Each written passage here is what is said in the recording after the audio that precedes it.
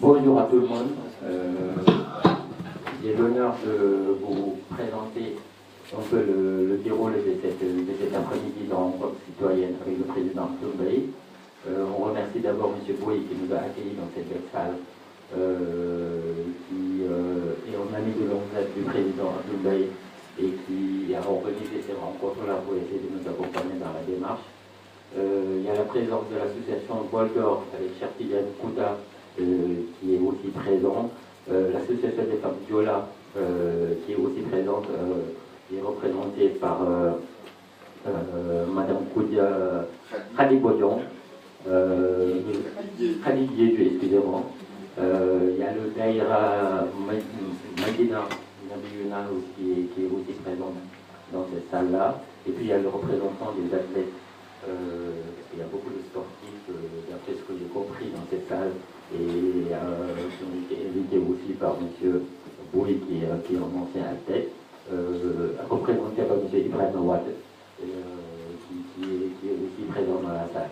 Donc sans plus tarder, je vais donner la parole à M. Bouy qui va vous présenter un peu l'organisation de la journée, vous dire un mot de bienvenue, et puis après on continuera les différentes échanges.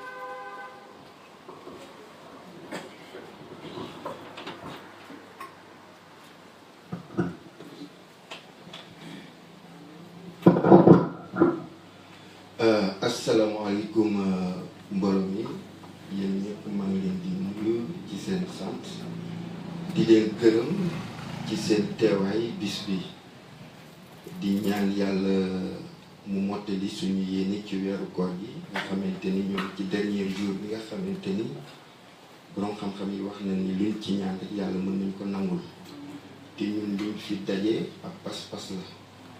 Et ñu ñaan yàlla mottali suñu yéene def jàmm suñu réew Sénégal ñi fi nekk yàlla defal leen jàmm. Donc tey jii comme ni ko monsieur Fall waxee Abdoul Mbaye maa ngi moom dañu am yàlla moo ñu boole te ëpp na 30 ans ñu seq lu bari ñu bokk aussi benn milieu boo xamante ni mooy milieu sportif. Parce que nekkoon na président fédération sénégalaise d'athlétisme ànd naa ak moom voyagé nañu États-Unis dem nañu Sydney dem nañu fone ci àddina bi et résultat yi nga xamante ni mooy résultat athlétisme yi nga xamante ni bokk na ci lu ñu gën a boole résultat yu ñu amoon ak moom mosuñu am résultat yu ko gën la preuve ñi nga xamante ni ñoo nekkoon équipe 4x4 du Sénégal bi ñuy jël 4e aux Jeux Olympiques ñoo nekk nii mooy Ibrahima Wade Achim Ndiaye Moustapha ak ñoom ñëpp ñu ngi fi donc ku mel nii ñu seq loolu jaar fu bari su ñëwee tey jii war a waxtaan ak sénégalais yi nekk fii man xaaruma ci kenn dama ko xamal ni ko loolu moom ñun dañuy delloo njukkal donc loolu moo tax ma woote samay xarit ñoo fi nekk nag ñi fi nekk daayira Nabiyuna ñu ngi fii bi nga xamante ni daayira ma mettre en place la mu nekk ay muy dynamique association Batiyaay les femmes Joola d'Europe. Il y a l'association Bol d'Or bi nga xamante ni Cheikh Tidiane Couté mi ngi nekk nii moo ñu li représenté tey association bi laa bokk man maay président bi. Donc loolu moo taxoon ma ni occasion bi dinaa ko organiser pour président Abdoul Mbaye am occasion échanger ak ñun ñi nga xamante ni ñoo fi nekk. Et am na aussi samay xarit yi nga xamante ni ñu ngi ci yeneen parti yoo xamante ni ñu ngi fii ñun ñëpp ñooy bokk di nekk di waxtaan di échanger tous les jours parce que ñoom ñëpp aussi seen leader ci fi ñëwee dañuy woo di ci ñëpp ñu ñëw teew fekkee ku mel ni Doro mi ngi fii Boman mi ngi fii Maodo mi ngi fii vraiment samay xarit yëpp ñu ngi fii toog donc di leen dalal di ñaan yàlla ñu commencé ko ci jàmm terminé ci jàmm parce que li ñu fi indi mooy échanger loo xamante ni mën na amal njariñ réew ma parce que tey jii toll nañu foo xamante ni kenn amatul droit toog di xool li xew ci dëkk ba actuellement ëpp na dayo donc ci loolu nag lañu bëgg a échanger je vais pas aller plus loin di leen di jox kàddu gi président Abdoul Mbaye avant muy jox président Abdoul Mbaye dama comme ni ma ko waxee jox Khady association Batiyaay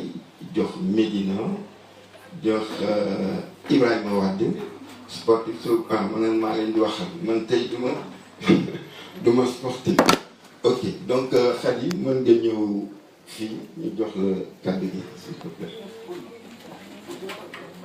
waaw dinaa leen wax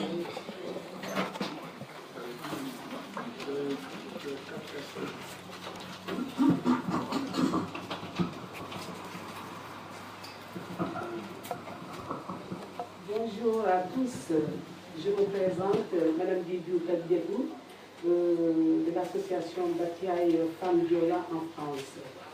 Notre association a été créée depuis 2010. On organisait des événements ici, on organisait la journée de la femme Joola. Depuis 2010, on l'organise dans Paris. Et en 2017, on est descendu au Sénégal.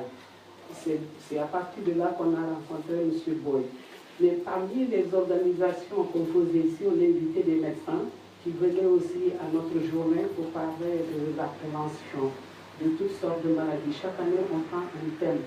Donc, on travaille avec les médecins et on invite aussi des dames des dames Joola de certain âge. On marrainait, on faisait le marrainage des dames. Donc chaque année, on donne une dame ou 3 dames comme marraine de l'association. Tout ça, c'est pour qu'on puisse faire venir plus de monde dans notre association. Et ça marche très bien. Donc 2017, on est descendu au Sénégal avec un projet qu'on avait. Parce qu'on se disait qu'au Sénégal, je vais parler spécialement en Casamance, quand des filles voient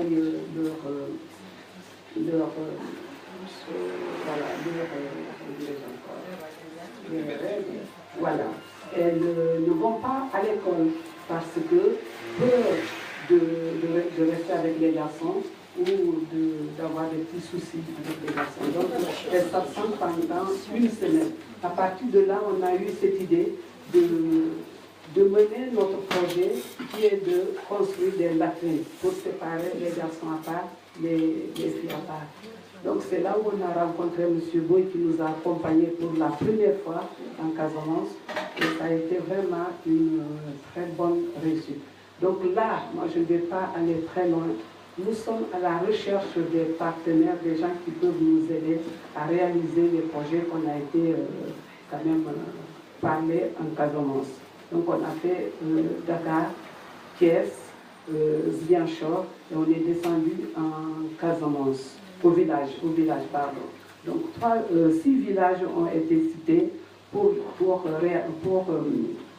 réaliser le projet, c'est-à-dire la construction des latrines.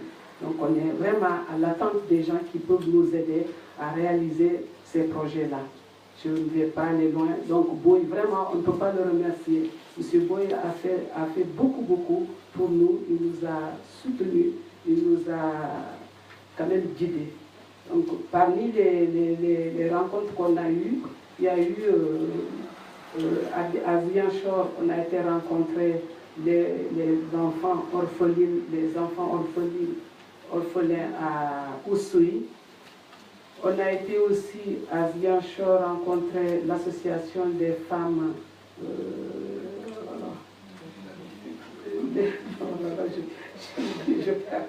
Voilà, on a été rencontrer les femmes. On a été rencontrer aussi Mme Badian, qui est la présidente au stade Aline Citoyen. On a rencontré aussi au stade Aline Citoyen. Oui, Mme Didiou, Mme Badian, Didiou. Donc là, vraiment, nous remercions vraiment les gens qui nous ont soutenus. On a fait d'ailleurs une soirée, une rencontre au cercle Mess par l'aide de M. Boy, avec sa connaissance, M. Tamba et autres. Il y a eu le général aussi qui est passé nous voir, le général de l'hôpital principal, M. Diatta de l'hôpital FAN, le maire du Parcelles Asseni sont tous venus nous rencontrer et chacun nous a quand même soutenus. Voilà, donc le projet là, ça nous tient à cœur. On cherche des partenaires ou des gens qui peuvent nous aider. Je m'arrête là. Je remercie beaucoup Boy qui nous a invités aussi pour venir rencontrer M. Abdoumbaye, que je vois à la télé, c'est la première fois que je le vois en face. Donc, je m'arrête là. Merci. Merci. Avant, Madame Diédiou, c'est vrai que vous avez dit que vous avez été en Casamance. Le président a fait pas mal de déplacements au Sénégal pour aller à la rencontre des populations. Est-ce que vous pensez que ce que vous avez fait au Sénégal correspond un peu aux objectifs qui étaient fixés par le président? Oui, oui. C'est vrai qu'il y a, par exemple, les latrines. C'est après qu'on a su que c'est dans la bonne voie de la construction de ces latrines. Voilà. Donc ça fait partie des projets du président.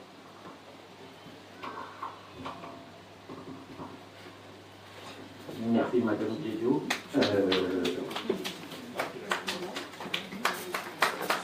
Médina, le chef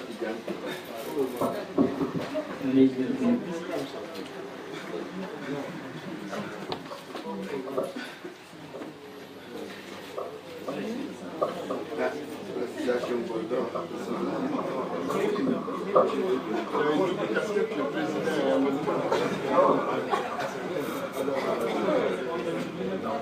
Vous êtes bien la représentante de l'association Boldor. Non. Nabiona, bien Nabiona de Daïra, donc je vais vous laisser la parole.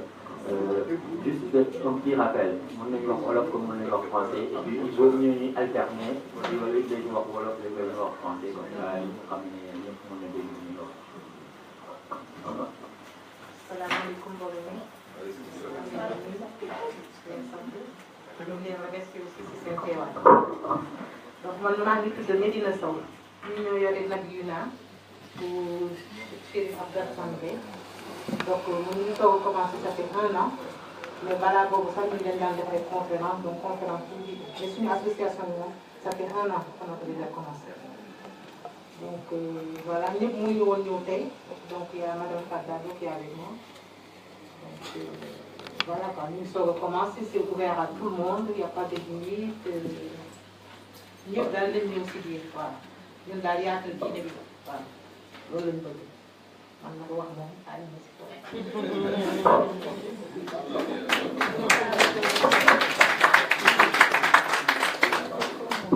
Merci beaucoup.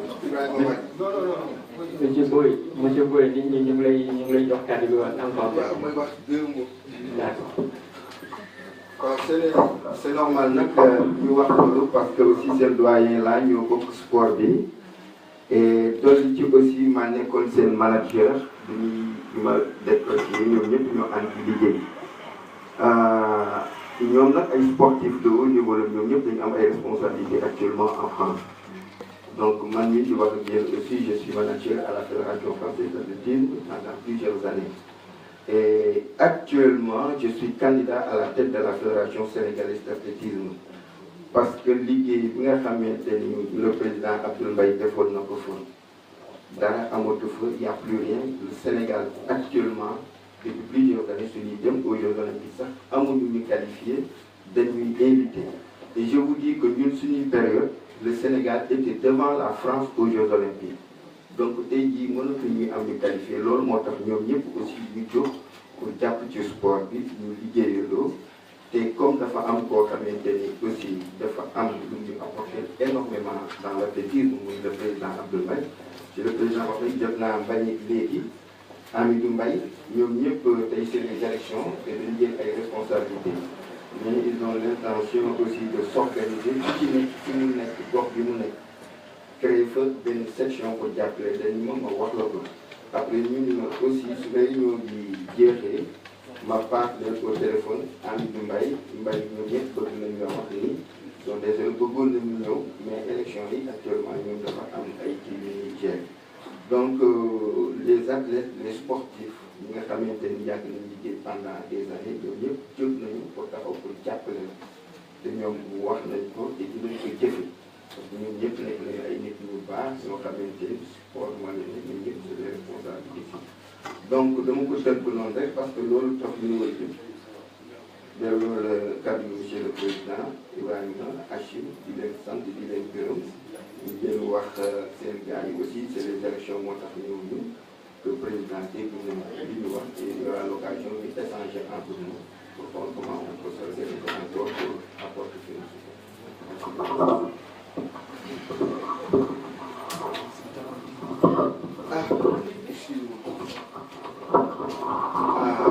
am na loo xamante ni aussi moom laa waroon jëkkee mooy remercier Jamono TV Jamono TV mooy télévision bi nga xamante ni président bi nga fi njëkkee ñëw réunion ba nga defoon waa Jamono TV ñoo ñëwoon couvrir ko Jamono TV ñu ngi fii ak Boldor nekk benn partenaire Boldor mooy association bi nga xam naa président xam naa li ma nekk ci biir moo tax ma fàtte leen remercier Jamono TV amul parti bu nekk fii en France di organiser te duñ fa teew pour couvrir Jamono TV dañuy def ay direct à la radio à la télévision mooy télévision du web ils sont regardés un peu partout dans le monde tey jii lu ñuy def loo xamante ni mënuñu ko def en direct même les conférences yi ñuy def donc keroog nii rek waa PS bi ñuy def seen réunion fu nekk à côté Jamono TV moo fa nekkoon ñu jàpp en direct à la radio donc Jamono TV aussi tey dañoo ñëw pour accompagner ma jàppale ma parce que damay teeru sama président Abdoul Mbaye donc di remercier bu baax monsieur Kébé Pape Soare ñi nga xamante ni ñoom ñoo nekk ci Jamono TV di ko liggéey jërëjëf jërëjëf.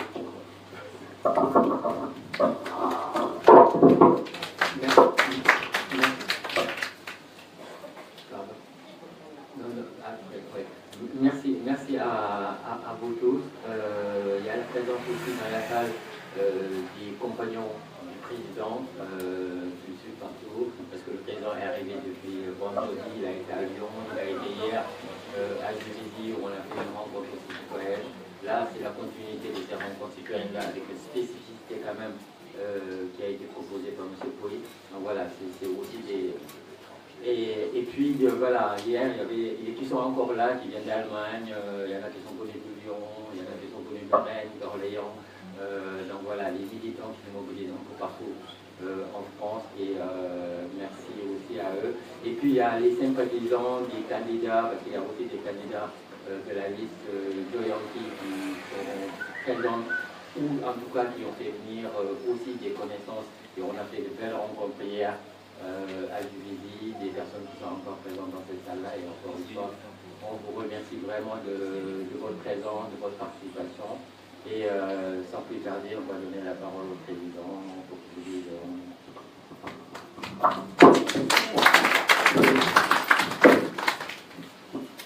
Merci El Hadj. Assalamu alaikum. Ginnaaw bi ma sant Yàlla julli ci Yonent bi sallallahu alayhi wa sallam. maa ngi nuyu képp ku fi teew ci turam ak santam ñu masawu coono ndax képp ku fi teew ndax Paris dañu ne fi nga jógee sori na waxatuma la nag wala ñi nga xam ne ñu ngi jógee Allemagne yeneen jógee Bordeaux am ñu jógee Rennes ak Lyon def na ngeen ma lu rëy maa ngi leen ci sant bu baax a baax di leen ci gàtt maa ngi nag ngeen may ma rek ñu jiital ci ngërëm bi Cheikh Tidiane sama rakk sama kóllëre ndax moo waral lii ci kaw dëkk naa ci dëkk ne dugg naa politique ñëw ca man dana lu dugg maa ngi ci lu dugg dinaa ngi ci jàppale booy dellu si Paris naa ko yëg na am oote boo xam ne naa ko oote nga ñëw waxtaan rek ñu bëri moo xam ne xam naa leen fa te mën nañ leen a amal njëriñ ci oote bi ngay oote fàttewuma kenn nag te Ibrahima Wade bu toogee Assane toog ñi nga xam ne ñi ñëw jokk dugg itam ci parti bi jàppale war nañ ñu ci jàppale ñëw nañu teew nañu ku ne ñëw am na itam ñoo xam ne ñëwoon nañu démb mënoon nañu bàyyi tey waaye xàmmee naa leen itam vraiment jërë leen jëf ci li mën na defal tey ba war a jiital nag lu tax ma dugg ci politique ndax loolu am na solo ci kaw ñu war a xam parti bi nga xam ne bokk naa ci muy Alliance pour la citoyenneté et le travail coalition bi nga xam ne suñu parti bokk na ci muy coalition Diohine ci naka la jàpp war a doxal politique ca Sénégal ñi ma xam nañ ne musuma politique gën ko ma sa ragal ci kaw yaar bi ma yàq ak li ma daan gis ñuy doxalee politique ca Sénégal liggéey naa ba jël retraite kenn du ñu ci politique doon naa fi premier ministre ba génn kenn du dégg ma may yëngatu ci politique loolu ma kaf affaire mosuma taxaw ca politique génn naa primature taxawal ko lu ñuy wax club de réflexion par les vertus ndax rek jàpp ne wala fi ma toog seetaan doom ak topp li nga xam ne nii mooy indil nañ ci sama famille bi rek jàpp ne am na lu ma amee askanu Sénégal war ko jaarale nag ci conseiller le président de la République ak yeneen njiitu Sénégal loolu moo indi woon ma taxawal kuréel bu ñuy wax club de réflexion travail et vertu ñu ci liggéey ñu génne ay rapport di ko teg ci loxo président de la République ak yeneen ñi ci wàllum économie ak institution internationale ak yeneen waaye mu am itam loo xam ne dama ci teg sama bët di ko dund xam ne lii buñ ca desee Sénégal du mës a am koom boo xam ne dina tax askan bi génn ci jafe-jafe yi mu doon dund 1960 ba tey te lii ma leen di wax da ngeen ko war a gëm ndax dëgg la ñu bari waaye xam naa itam ne am na ñu bëri ci yéen ñu bàyyi ay mbokk ca kaw ga ca Sénégal te am na fa ñoo xam ne ba tey ndox ñëwul ci ñoom am na fa ñoo xam ne ba tey électricité yi ñëwul ci ñoom santé bi ñuy wax ñu koy jooy ndax jafe-jafe ak yi ñu chéré ak yeneen ak yeneen ak yeneen ma daal di xalaat jàpp lii ma leen di wax de lii nga xam ne Sénégal la mu koy mettitlu ci man ni ma ko gisee mooy façon politique bi ñuy politique ca Sénégal ndax politique mooy indi njiitu réew mooy indi bépp njiit boo xam ne mën nañu jàpp ne ñu ngi góorgóorlu ci wàllum koomu réew affaire publique ñu tàmm nag ñun di fal ay politiciens professionnels ci li ci ëpp politicien de métier politicien yoo xam ne politicien de ñuy jiite loolu nag mooy ñoo xam ne ñii dañuy jàpp politique mu war leen dundal te politique ku ci dugg yow yaa war a dundal politique. politique bi war mooy politique boo xam ne ki ci yëngatu day jiital njëriñu askan wi jiital njëriñu réew mi waaye politique warut a doon yaakaaruloo sa ñàkk jëriñoo jóg politique war nga am loo xam ne ci yoon sa jàmbaar ci biir liggéey moo la ko war a jox di ko yaakaaree ci politique bi pare nag ci jot ndax ku ne ci yéen muy fii muy Sénégal ku ne ci yéen yàgg na gis politicien boo xam ne dara am ko lu mu mës a am jógee ca poste politique bu mu àgg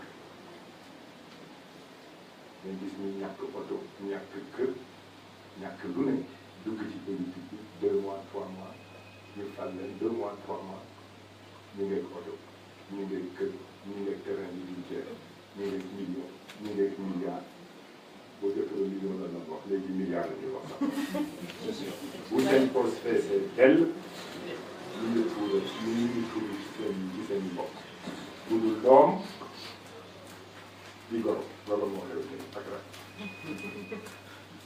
kon nag jot na ñu indi beneen façon de politique ci seen réew muy politique bi baax ndax xel mënul nangu ne 1960 Sénégal ak Corée du Sud yemoon koom Corée du Sud dëkku Asie tey Corée du Sud bokk ci ñaar fukki dëkk yi gën a ëpp koom ci àdduna Sénégal bokk ci ñaar fukki dëkk yi gën a koom ci loolu nekkul ci suñu xel suñu ñàkk xel suñu ñàkk jàmm suñu ñàkk mën-mën ndax li ma jàpp man mooy mën nga ca li ñuy fale suñu njiit ndax nag doo fal njiit am yaakaar ci moom dénk ko sa koom dénk ko sa dund mu toog moom di xalaat boppam ak famille waaye lu am daal di ko aar ci moom yóbbu ko ci moom yóbbu ko ci famille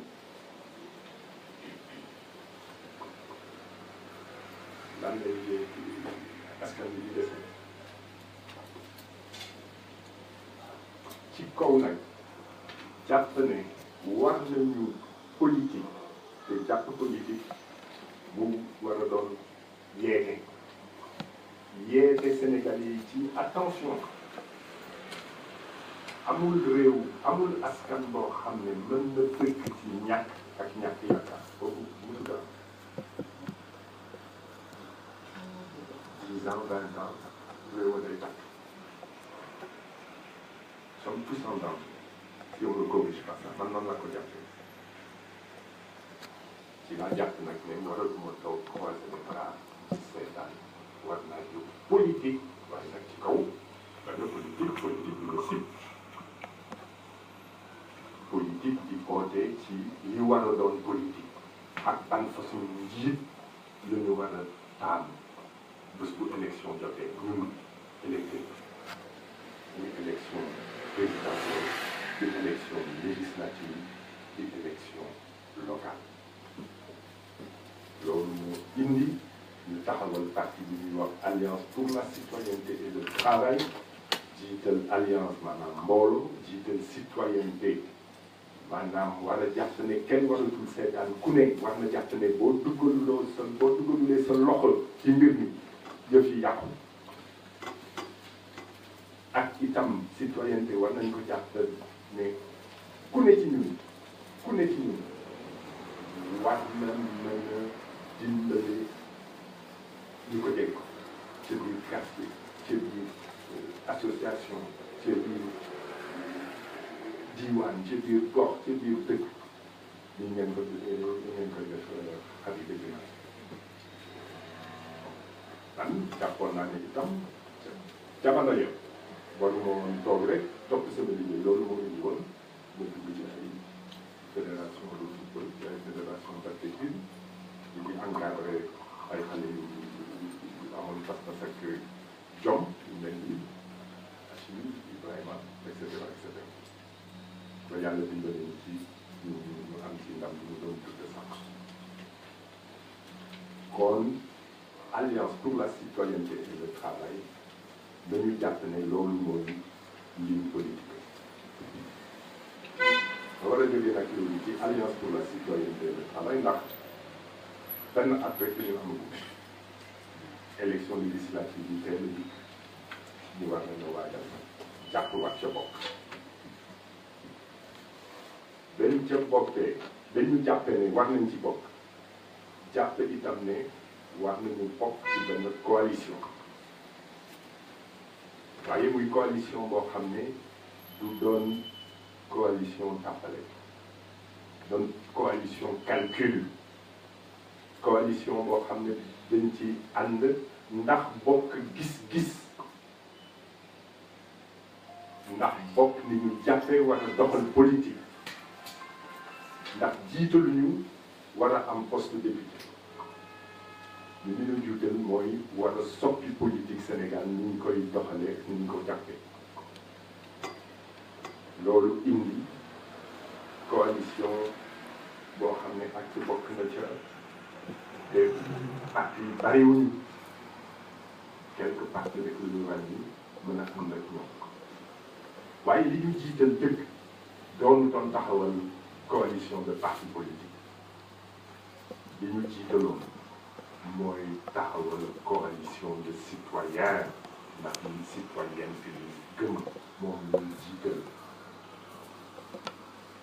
dina xam ni li nga wax nii ci affaire latrine ak am solo xam nga ndax mos nga dégg village bi millénaire village bi millénaire dama la sa visiter seen projet pilote ci Pout ak Louga waaye bi ñu tabaxee latrine ba noppi ci le taux de scolarisation yi jigéen na ko ak 100%. Seulement les latrines jigéen ñi ñu woon ci 65 70 tabax latrine 100%. kon am na solo ci éducation am na solo itam ci santé ndax ma doon day sànq ne association bu mel ni bu Bill Gates te Melinda Gates di jiite ko sawar nañu lool di financer ay latrine yaakaar naa sax man woon ak kàttan si doo pour ça waaye lu mel nii ñun lii la ñu jàpp mu doon politique lii mu war a doon politique c'est ça la vraie politique ci kaw jóg tabax latrine nga indi scolarisation des enfants à 100%.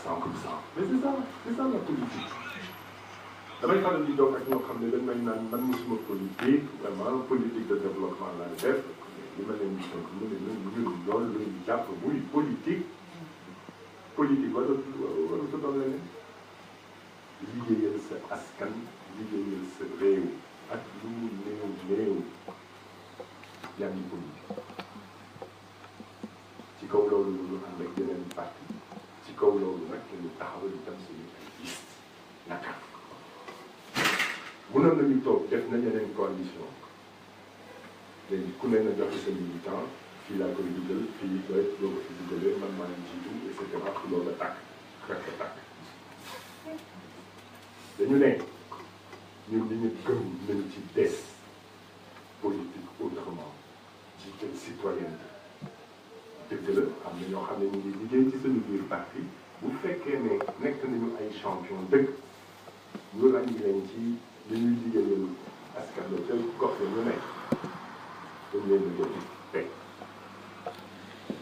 waaye tam ñu uti ñeneen ñoo xam ne bokk ñu ci suñu parti bokk ñu ci benn parti bu bokk ci coalition tur yi daal di ñëw ku joxe tur téléphone ndax mën nga ma conseiller ci koo xam ne mu ngi liggéey foofu ñu ràññi ko ci ñu ngi yëngatu ñu jëm ci ay sénégalais ñu ngi jotee tur ba am ñaar ci coalition bi yoo xam ne dañ leen di dénk contrôle ñu vérifier oote seet dëgg ñu dugg ci liste bi am na ñu bëri ñoo xam ne dugg nañu ci liste bi gis nga ne gis nga ne tey laa soog a si Médine Senghor.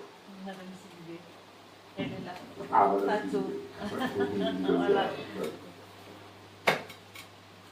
département bu day min Dakar maa ngi ko doon wax démb Ousmane Kanté jiite liste bi ñu ngi xamante booba li des te dépôt liste ya fukki fan la musuma ko gis ñu ne ma rek am na lu muy def Médina te muy lu rëy ndax toogoon na fi ba bépp xale bu doon jàngi ci école élémentaire Médina daf la doon jox ndékki gratuit organiser jigéen yi maire yi ñu am activité ñu leen di fay loolu donc Khalifa Sall ak Bamba Sall ñu ngi ko dindi ndax dañu gisoon ci moom te kat il était même pas politique même pas de parti ci kaw rek dëkk ñu ci daal bëgg defal dara ne bi mu waxee loolu laaj leen turam yóbbu ko ca coalition bi ne ko ne leen ngay am lii lay def ñu ne ma kon ne leen pas boo demee ci département bu day na ci kii bàyyi laa njaay benn yoon laa ko gis booba itam ñaari semaine moo des ñu war a taxawal gis mu ñëw ñu daal di xam ne addunaan yëpp ñu ngi ko fexe lépp lu war a jëm ci commerçant marché Pikine mu ngi nekk délégué des 42 marché de Pikine lu tay ñu bàyyi bés bu ne ñu ngi jóg di dem di dikk moo jëre gis ak yeneen yoo xam ne dañu taxawal liste yi ba pare ma soog a leen xam mais ñu ay satu bi Cissé bi Kaffrine et cetera di dee ba ca fii en Europe à l'étranger loolu la ñu def loolu mooy li nar a ràññi listu coalition Joyanti am na solo argument bu am maanaa la ci kaw war a voté ñu ko tey liste Joyanti léegi nag élection yaa ngi campagne baa ngi parti bu am at am na ay parti yoo xam ne ñoom itam ci gën a màgget wala gën ci am activité bu yàgg mëtul at bu ñu jàpp ne coalition bu am doole la bu ñu jàpp ne coalition la bu mën a xeex ak ci wàllum alal ci wàllum moyen ak ñi nga xam ne yàgg nañ fii ba noppi nag wékk seen lépp ci alal boo xam ne ñoo ko bokk ñëpp les ressources publiques kon am na solo itam ñu seet beneen yoon boo xam ne war nañ ca jaar bu fekkee ne bëgg nañu am ndam yoon boobu nag ñun jàpp nañu ne dañ ko war a lonk ci door ci lëngu ko ci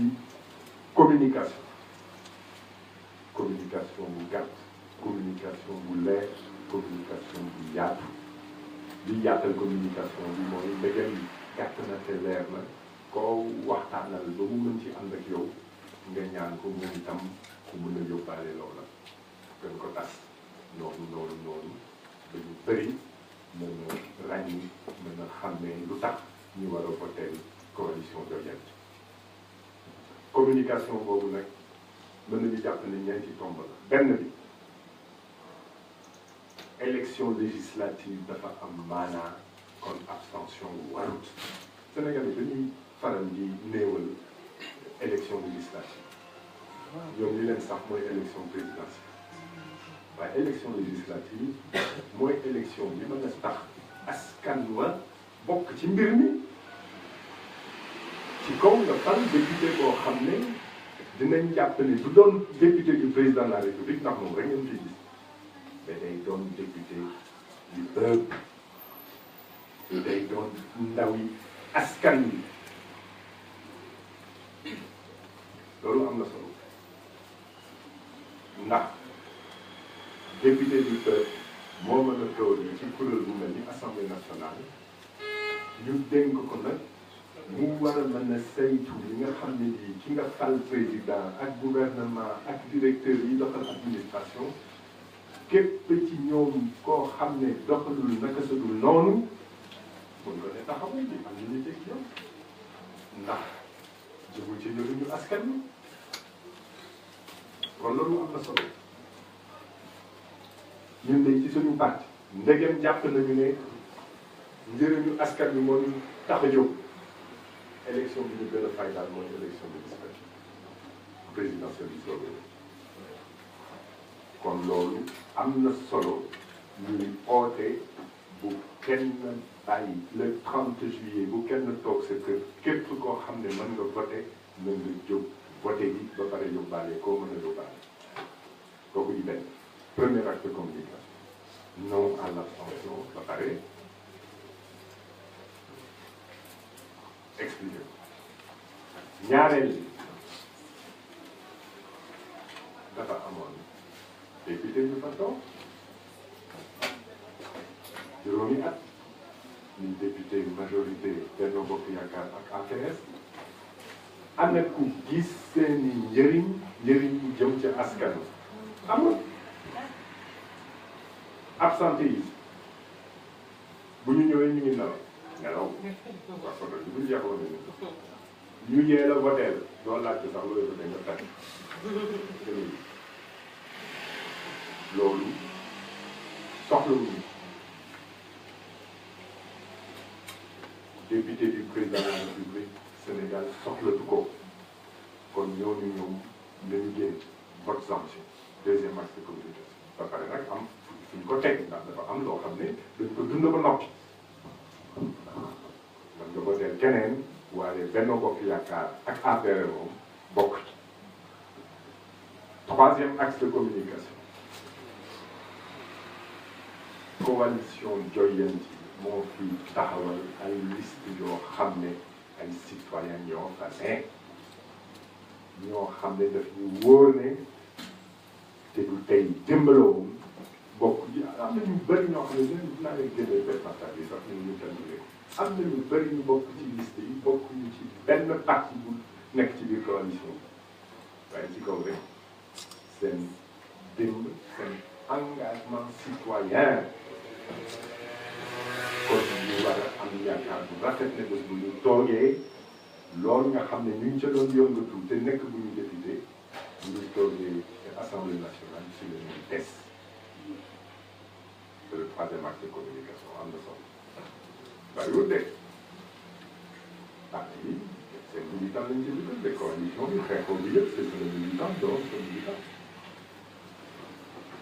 ñeenteel ba am na solo nag ñu wala mën a xàmmee bulletin de la coalition kooku moom la ko ku ne jàng la ko ku ne xool mën ko ràññi mën ko xàmmee dafa bleu foncé symbole de biddiw bu yéeg la biddiw bu yéeg ci kaw lu xonq ak photo tête de liste muy sama photo man te ma sol maxana kon loolu am na solo ñu war a taxawal itam ay comité électoraux waaye nag ku ne jàpp ne waroo xaar ndigal mu jógee ci benn waaye mën nga jot information ci contacter ay ñu mel ni jàngal ñu mel ni Cheikh Tidiane ñu mel ni El Hadj ak ñeneen ak ñeneen dinañ taxawal nag comité électoral waaye nag ku ne jàpp ne mën nga daaneel coalition Benno Bokk Yaakaar ci kaw rek lii nga xam ne mooy suñu axe de communication yi nga bokk ci di ko yëgle te bañ ci tey loolu laa xamoon ni may wax di gën ko di xaar nag fekkee ne am na ci ñeen ñoo xam ne bëgg ngeen poser ay questions ñu yaatal waxtaan yi y a à votre disposition démb itam ci biir waxtaan bi ñu doon waxtaan xam na loo xam ne jàpp nañu war ko ci dolli mooy dëkk bu ne war a mën a toog ci biir comité électoral bi génnee 3 4 ba ca juróom point yoo xam ne mën nañu ne coalition Joyanti bu député yi bu ñu àggee ci assemblée nationale loolu moom dina doon ay points yoo xam ne dinañ ci bàyyi xel lool bu ko nguur ga fàttee ñu teg ko ca taabal bi mais lii moom na ngeen ci pexe ndax ñu bañ a fàtte itam ne assemblée nationale moom day contrôler gouvernement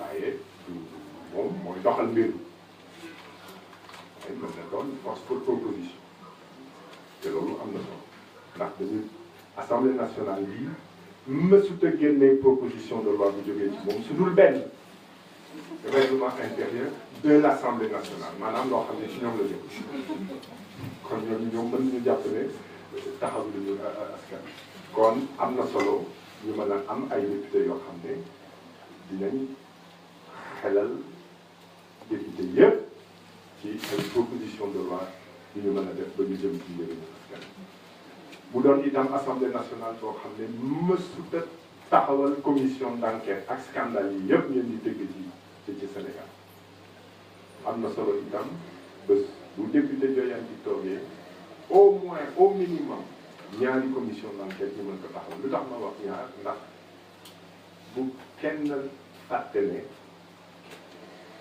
assemblée nationale bii ñu nar a taxawal ci yoon benn session parlementaire la war a liggéey ndax dañ ciy teg tuuti rek élection présidentielle la ji te muy Macky Sall muy keneen ku toog di nga bëgg assemblée nationale bu bees kon du doon loo xam ne dëgg-dëgg da nga war a toog joxe yaakaar ne di nga soppi Sénégal te doo fa toog sax juróomi at benn session man noonu laa ko gis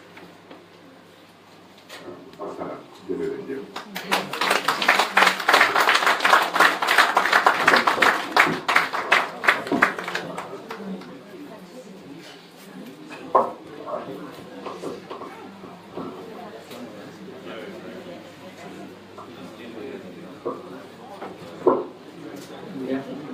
Merci Président.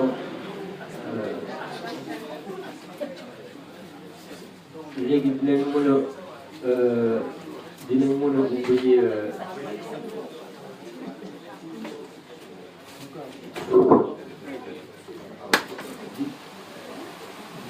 dinañ mën a ubbi après waxtaan bi en même temps que ñuy waxtaan ce serait bien que candidat yi nga xam ne ñu ngi ci niveau Europe ñu présenté wu ñu xàmmee leen tuuti ñu jóg pour présenté wu rapidement pour nit ñi xam ne ñuy représenté coalition Joyanti Europe ici voilà ñu présenté wu mais si lu gaaw a gaaw mais président dafa am aussi benn si APECI am na benn slogan et est-ce que mën nga ñu. ci tëdd ñu mel benn sa coalition dafa war a am tur ñu xalaatee tur ba ñu war a méngoo li ñu jàppee ñu di doxal politique war ko doxal jubbanti moo jëkk ci nit waaye jubbanti dafa bàyyi ñoo xam ne jàpp nañ ko ñu war a doon turu parti war a doon turu coalition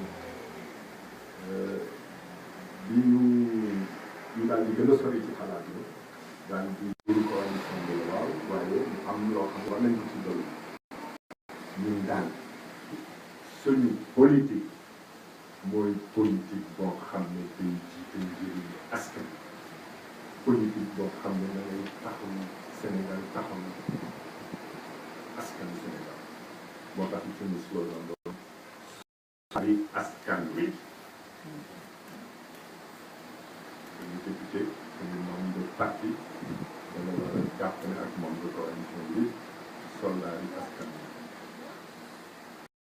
Mais quand vous faites l'intérieur du pays, et j'ai parcouru le Sénégal, je vous le dis, quand vous voyez le niveau de misère et de détresse parfois, quand eux-mêmes reconnaissent qu'aujourd'hui, il y a des zones où la faim est présente, et que vous voyez ces personnes s'amuser avec les milliards de l'État, c'est intolérable. Je vais donner un petit exemple. On était vers Podor et puis il y a une dame d'un certain âge qui me vend du cibé. Un gros sachet, longtemps je n'avais pas mangé du cibé. Gros sachet. Waa den me bañ a ree. Alors ma ne ko ordinateur ñu ne ñeent fukki yaakaar naa ko moom da daal di jël ñaar téeméer jox ko xaaral ma ne ko d'accord mais mu daal di dégg di ma ñaanal ñaar téeméer li ma jëkk xalaat mooy mais 13 milliards yi ñu jox monsieur Victor Hugo chaque Sénégalais mun nañu ci am ñaari téeméer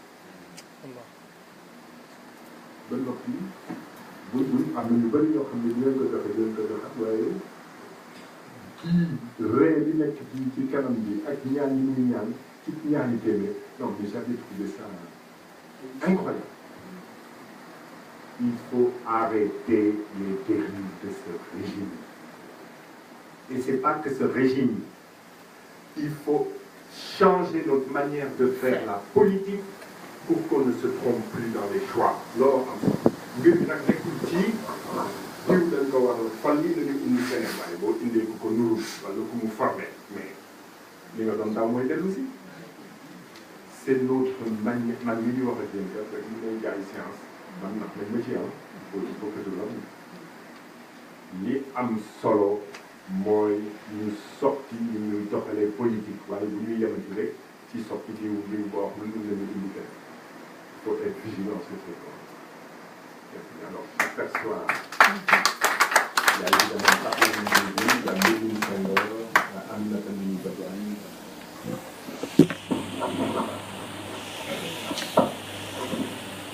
Vous présentez rapidement et puis après on passe la parole à la table.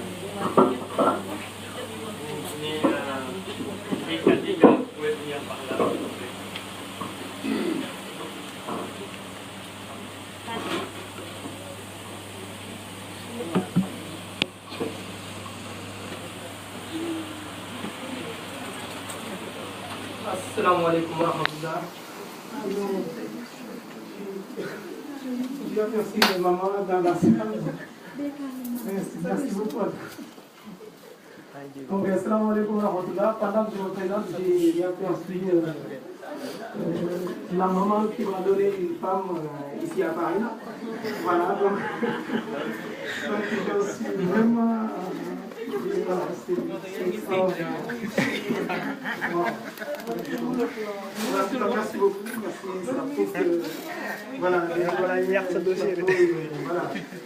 Et vraiment, merci dans toute la circonscription, bien dans toute la ville en tout cas, de Paris et de France, de manière générale. Je suis désolé, hein, voilà, il y a l'émotion qui m'a Bonsoir, Monsieur le Président. Je rajoute que c'est la présidente de l'association des Mangabou Diabaye. C'est sa secrétaire.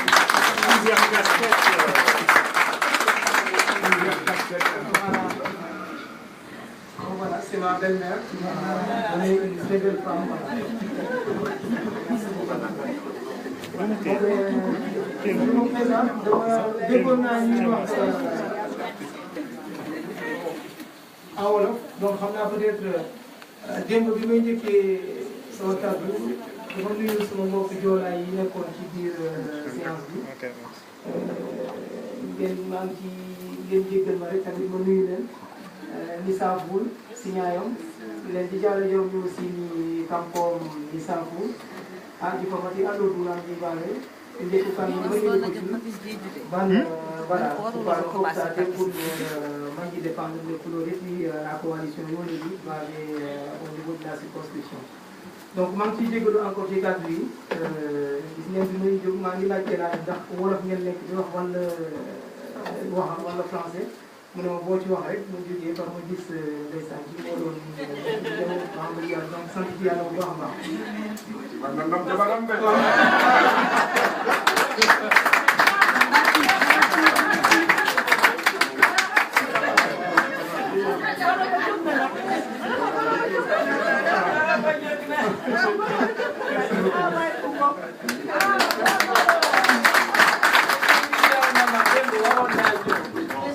waaye dama amoon lan xaw ma léeg-léeg su xajari ba demoon ñu invité wu ma fa pour togg léegi nag moo tax mun ma woon ñëw mais sinon démb fi ngeen ci woon noonu jilis yi waroon naa fa nekk ñun ñëpp waroon nañ fa nekk voilà sama borom man nga ko lu mu fonk de moom xam na li ma ko jox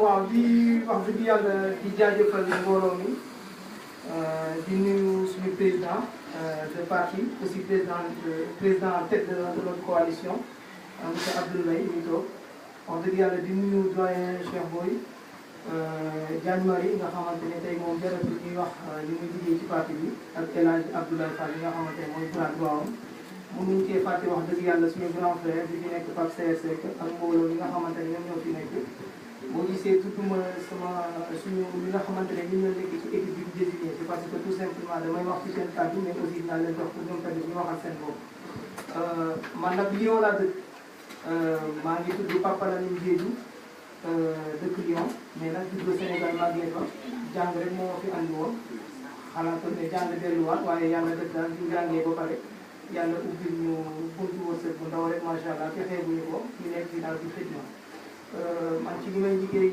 ressources humaines laay liggéey de temps en temps sax damay dégg intervenir benn si suñu structure bu nekk restaurant yi parce que groupe lañ te dañu am ay filiales yu bëri donc dama ciy dégg bu ci weesoo aussi ubbi naa li ñu naan auto entrepreneuriat damay def li nga xamante ne moom lañ naan coaching professionnel donc loolu aussi maa ngi ci yëngal maa ngi profité pour nuyu le doyen Ousseynou Seck nga xamante ne wax dëgg yàlla mu ngi fii te ñu ngi koy jaajëfal du ma tudd mbooloo parce que peut-être ñëw fi ndax mbooloo bi mais voilà doyen bu mag la ci milieu associatif donc bu ñu génnee loolu boo gisee may présenté wu noonu dañ naan na nga wax présenté wu ndax ñu xam la surtout fii nga ma xamante ne nekk naa fi mun nañu wax ne sax gan naa fi waaye doo fi gan ndaxte boo leen déggee ci li ñu fi présenté ñi ma fi gis wax dëgg yàlla moo ne leen ne yàgg naa fi ñëw mais peut-être daanu ma doon gis mbooloo yi yëpp man Lyon dama fa gën a entré ci milieu associatif bi lu tax parce que biñ ñëwee kontaanoon nañ ñu am ñoo xamante ne ñu ngi fi organisé wu suñu mag yi fi newoon ñu accueillir ñu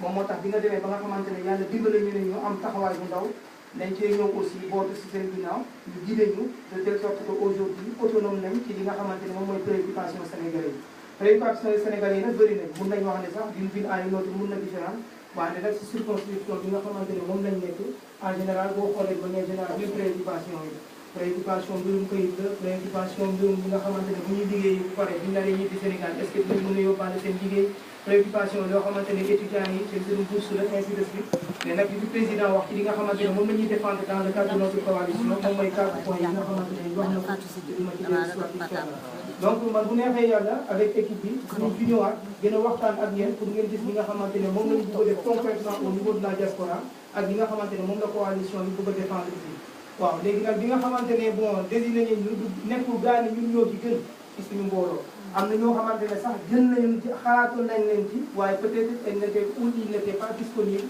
pour mun a def li nga xamante ne moom mooy chantier yi nga xamante ne moom moo ñu doon xaar te loolu aussi dañ leen ciy jaajëfal rek jiital nañ ñu gaa wante aussi dañ leen bëgg a waxal benn kàddu kese dañ nekkoon ci communauté bi tuuti di défendre li nga xamante ne moom moo ne woon préoccupation sénégalais yi lépp loo xamante ne soxla nañ ko ñu jëm ci taxaw luñ ci mën wante biñ koy def c'est au niveau local ku ci nekk ci ñun moom moo tax da ngay xool ne particularité yi nga xamante ne moom lañ jël pour désigner ñu c'est tout simplement parce qu'on a été au service de notre communauté léegi nag c'est poser la question de savoir li nga xamante ne à un certain moment amatoo doole pour réparer ko wala pour apporter aux solutions au niveau communautaire ou au niveau local naka nga ko mën a porter au niveau national parce que xam nañ ne assemblée nationale foofu la ñuy voter ay lois dañuy def des propositions de loi loolu moo tax tey effectivement ñu ngi taxaw pour dem au niveau de l'assemblée nationale pour mën a défendre li nga xamante ne moom mooy préoccupation nationale maa ngi jégalu nag ci cadre bi di joxewaat li nga xamante ne moom mooy suma naataango yi ndax ñoom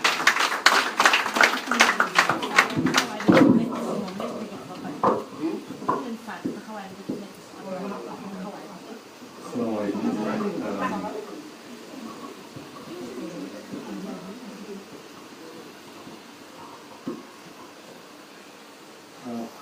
vais m'excuser d'abord par rapport au fait que je vais m'exprimer en français simplement parce que je maîtrise bien mieux la langue moudonienne.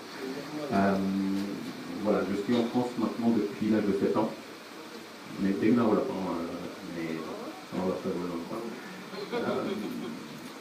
donc je me présente simplement rapidement, je m'appelle Medoun Senghor.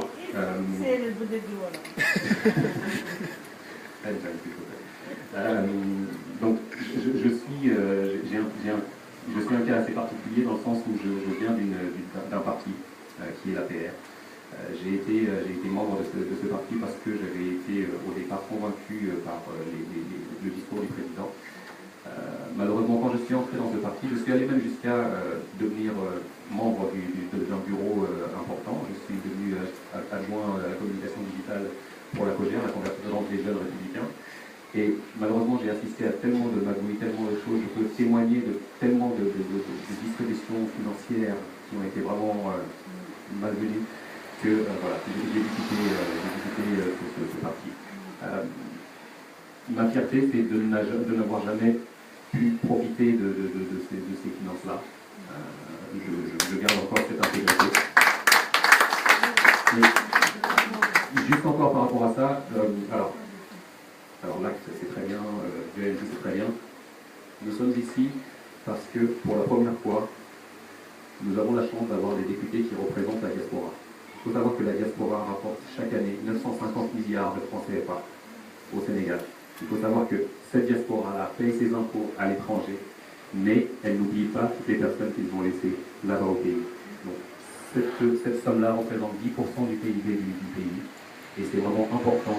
Je pense même que c'est vraiment dommage que nous n'ayons pas été représentés avant ça. Voilà. Maintenant que nous sommes représentés, à nous de prendre la balle au bon. Et effectivement, comme l'a dit M. le Président, qui de mieux pour représenter la diaspora que les citoyens de la diaspora.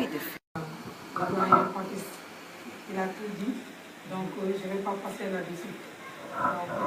On est derrière Papis et on est derrière les femmes. Donc en ce qui concerne nous les femmes, il y a ma présidente ici à côté. Donc M. Mbaye, vous pouvez dormir tranquille. Parce que moi je sais, moi Mimi Badiane, les Diola ils vont voter pour vous. Et ils vont faire pour vous. Donc on va donner le coup des nous. Voilà. Sa kanam rek la ñuy jëm ci yow. Inch'Allah. waaw li nga liggéey nag dinañ la ko fay ci pare bi. wax bi nag du bari. waaw mais ñun dinañ jëf. ndax ñun Joola yi ku ñu xam-xam ne duñu dellu ginnaaw. Mais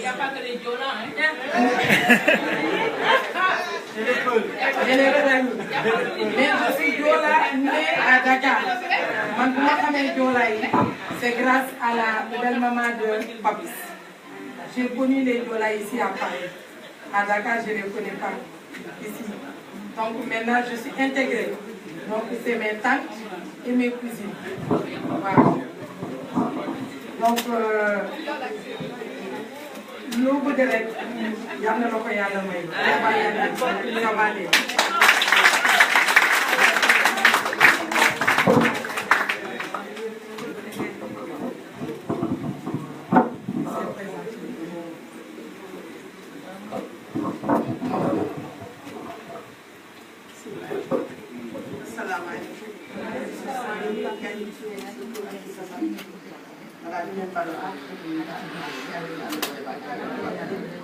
waaw man monsieur le président sama wax parce que ma woote ma sonn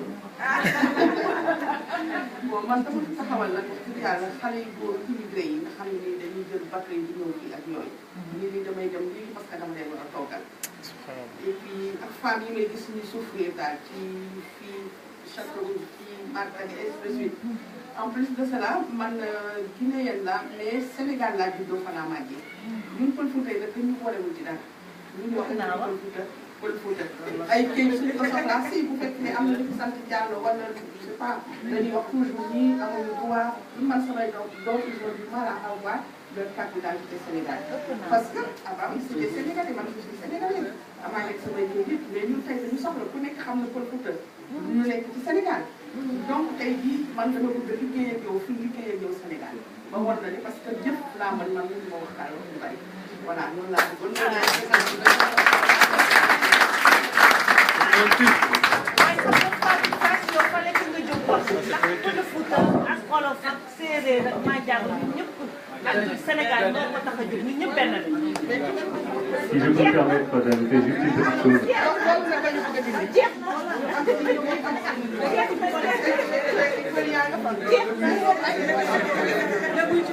S'il vous plaît. Si je peux me permettre, juste ajouter une petite chose, je souhaiterais remercier vraiment toutes les personnes qui sont impliquées dans les associations, parce que, il faut le dire, les personnes qui travaillent le plus pour le Sénégal, ce sont les associations, les GIE, toutes les structures qui sont indépendantes des politiques.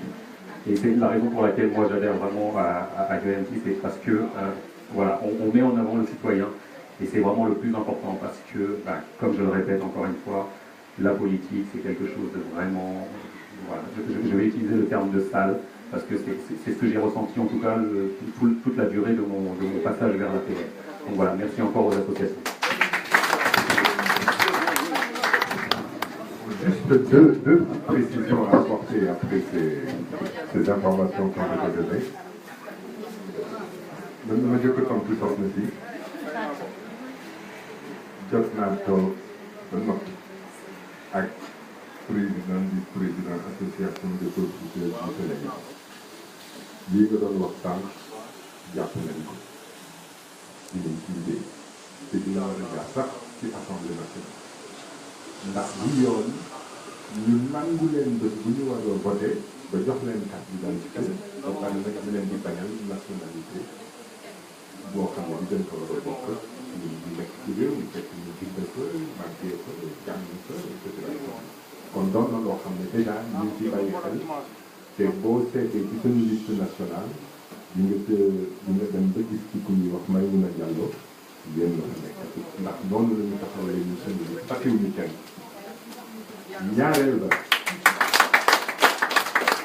ñaareel ba am na solo itam am na solo ku ne jàpp ne député mën nga jógee ca département doon député département député mën nga jógee ca région doon député d'une région tolloog centre député mandat global lañ koy laaj loolu am solo lool boo demee ba toog bu mës a fàtt ne Sénégal yëpp nga war a dugg intérêt Sénégal yëpp ñoo war a tax nga mën a toog dëgg la nga jóg ci ñi nga xam ne nii ñoo la voteel boo jàllee ñu la voteel ñu la jógee kër fa nga nekkoon waaye boo ko dafa toog le mandat global loolu tam bokk na ci ñi nga xam ne nii ñun suñu député ci noonu la ñu doxal nar a dox.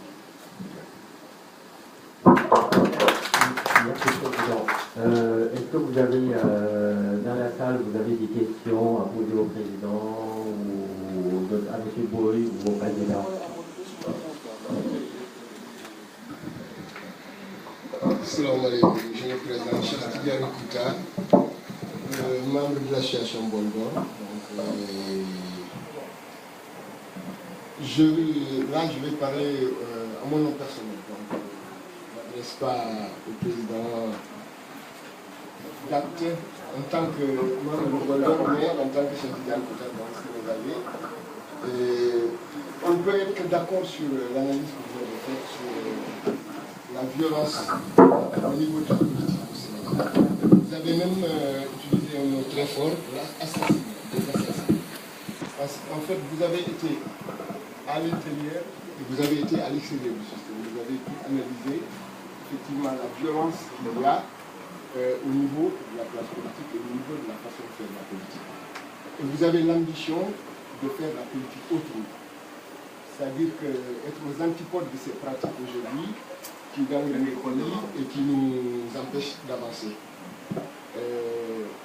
La question que je me pose, c'est est-ce que vous êtes assez costaud? Est-ce que vous avez une carapace? Parce que vous avez affaire à forte partie.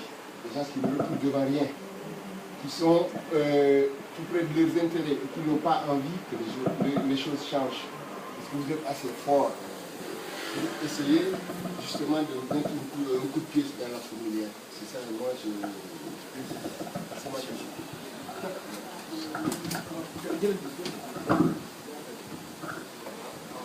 On va continuer à prendre il y a une question.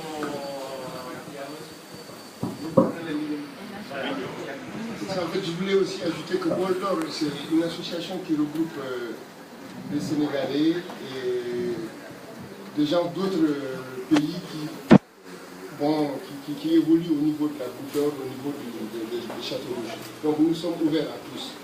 Et on est un peu au-dessus des partis politiques. On est ouvert à tous les rangs. Tous ceux qui nous sollicitent et qui veulent débattre ou qui veulent rencontrer des Sénégalais, nous sommes ouverts à ça. Voilà, donc ça regroupe, il y a toutes les coalitions, il y a tous les membres des coalitions qui sont donc membres de l'association Bol d'Or. Et pour autant, je vous souhaite bonne chance aussi pour la coalition. Toi, non? Je vous souhaite bonne chance donc, pour les élections législatives. Merci. Il y a monsieur qui veut. On prend la question d'abord? Oui, on prend les questions.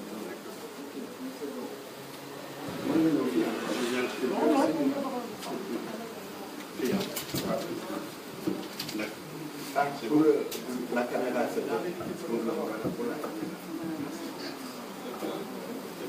Oui, c'est bon.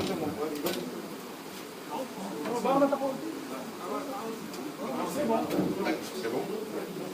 Donc, merci à tout le monde. Moi, je m'appelle Dorossi, donc je suis tête de liste de la coalition Oser l'avenir avec Maître Issa Talsa. Donc, moi, je voudrais vous poser une question technique et une question politique. Vous dirigez donc votre coalition avec toute l'expérience que vous avez, politique et gouvernementale. Moi, j'aurais voulu vous poser la question, si vous venez à l'Assemblée et que vous êtes majoritaire, est-ce qu'avec vos députés majoritaires, vous pouvez changer la vie des Sénégalais? Au lieu qu'on soit simplement dans des configurations de propositions de loi ou d'autres.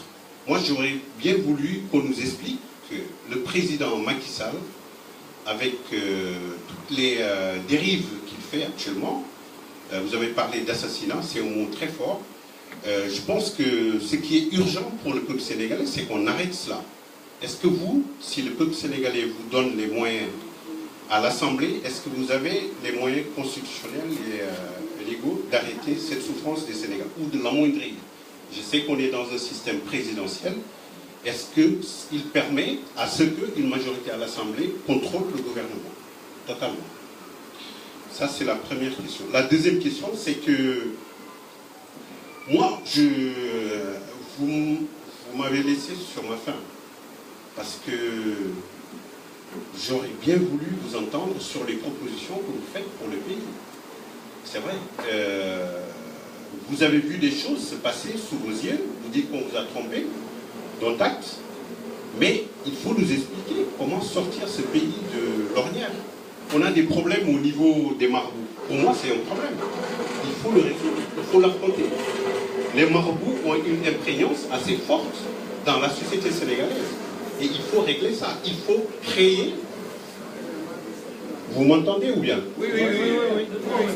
Donc, il faut qu'on crée une distorsion entre l'État et les marabouts.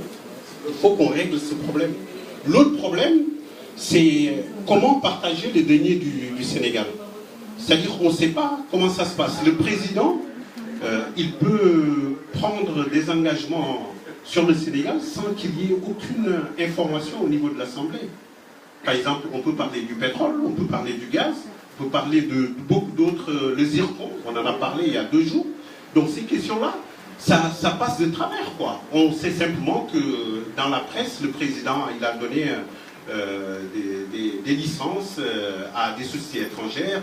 L'histoire de Total, on ne sait même pas comment ça se passe, quoi. Donc nous, on aimerait que vous nous donniez des propositions vous concernant. Comment vous allez changer la vie des Sénégalais. Voilà. Est-ce qu'il y a d'autres... Vous essayez, vous présentez et vous essayez de faire court, s'il vous plaît. Moi, c'est même... Je peux vous parler.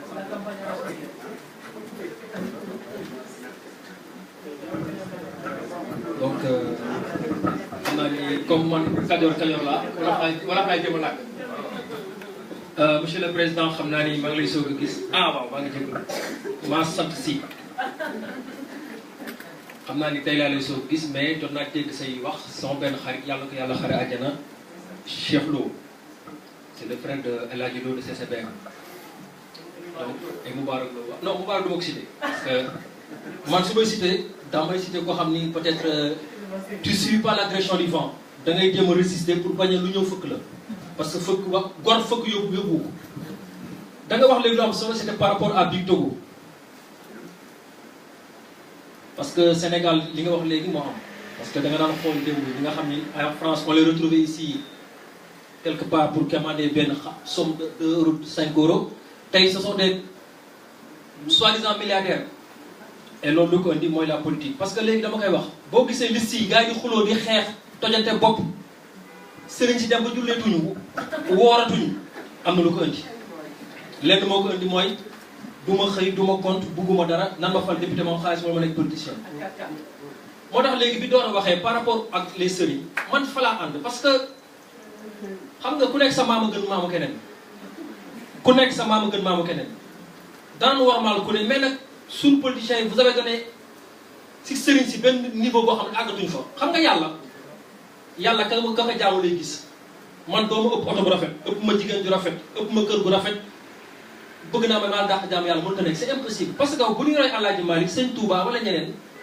il vivait dans la sobriété dañ naan daa amul mbubb yi am poste mais tey tous les scandales au Sénégal tu vois des marabouts dedans si tey certains marabouts di ramper devant madame Macky Sall parce que ce sont des milliards qui sont en jeu dans certaines villes les projets sont gagnés par des marabouts parce que nekk moom pour citer mais comme tout un chaque am na ay réseau ñu wax tey donc moo tax mën la monsieur le président boo nekkee bu lay falee yóbbu la assemblée aussi dana metti gi mooy lan nit dal la xas ta war laa xas moo tax liy waaj wax ne carapace il faut nga am ko muy tamit suñu candidat yi nekk fii parce que Sénégal léegi jaam mooy xaar mooy bon baadoolo mooy wala jaam mooy xas gor léegi amatul Sénégal lu ko indi mooy alal donc il faut am yoo xam ne may xam suñu diaspora ñun fi fal parce que diaspora fal nañ fi ñoo xam ne ce sont des gens Dora je le connais dans un parti politique mais tey bu waxee je me sais quelqu'un il peut représenter la diaspora ak ñi nga fal ñii un mec qui était à l'APR génn fa parce que bu fekkoon kooku am na ambition parce que ku bëgg a xaalis rek da ngay des làkk tukulóor mii mi xanaa mii mi noonu ñu jox la xaalis Macky Sall c'est le meilleur donc moo tax ma la boo faral daal li leen naan mooy ak ñi nga fal ak ñi nekk Sénégal ak yeneen député yu ñëw nan xalaat ñu askan wi ñëpp baadoole ñu nekk si gannaaw sonn nan te leen ko teg mooy waaw baal ma man fii laa sant kon bu leen ñu falee rek ngeen fàtte ñi ñu nekk si gannaaw ñi nga xam ni suñu baat egsi wul te am na lu ngor bu des ba léegi ngeen xalaat ñu wasala. jërëjëf avant juste précision il faut que 6h30 ñu libérer salle bi donc on va essayer de faire court avant ñu jëlaat yeneen série juste petite c'est pas une réponse mais vraiment voilà parce que c'est vrai que loolu dama ko dégg et man carapace bu fekkee ne carapace ñàkk jom la franchement soxla wuñu ko am carapace ñàkk jom parce que Sénégal li fa nekk mooy def lu la neex kenn du si wax et puis après muy continuer donc j'entends bien l'idée de posture de solidité de connaissance des institutions de ce qui se passe dans le pays. Je comprends, l'idée c'est pas de répondre encore une fois par rapport à ça, mais c'est juste ma participation par rapport au truc. Je pense que ñu certainement mais ñu bëri Sénégal carapace bi ñu am mooy mun nañ def lu leen neex def et puis à la limite ils le font des fois sans vergogne, sans aucune envie de servir le pays. Donc voilà, c'est vrai que ce sont des choses, mais après le président pourra répondre sur un certain nombre de points. On fait une première série de réponses par rapport à ça et puis après on comprend le... Mais est-ce qu'il n'est pas bon de préciser, parce que là vous n'avez pas passer à côté de la plaque. Parce que tout simplement, les gens ne reculent devant rien aujourd'hui. Quand tu veux t'attaquer à leurs intérêts, quand tu veux changer le sort des choses, ils sont prêts à tout et je crois savoir que Monsieur le Président qui est ici en face de moi en a fait l'expérience, la même expérience C'est pourquoi je parle de carapace. C'est pas des postures. C'est comme ça que j'ai compris ça. Voilà, merci beaucoup. C'est comme ça que j'ai compris ça. Bon, ça me donne l'occasion d'abord de remercier l'association Vol d'Or, puisque Cher Tidiane l'a fait avant moi, et il a bien précisé que c'est grâce à vous qu'on a cette petite tribune. Donc vraiment, merci beaucoup. Vous savez, moi je ne m'engage pas à la légère. Quand j'ai décidé de faire de la politique, j'ai réfléchi à ce qui m'attendait. Et peut-être même qu'en partie, ce qui m'a éloigné de la sphère politique, c'était de percevoir le champ politique comme une foire d'empoigne. Et c'est fait à dessein. C'est fait à dessein pour écarter les bonnes volontés. J'ajoute, en raison de ce qui m'attendait, ma mère, moi on parlait de marabout, là moi j'ai un marabout, mais elle a pleuré.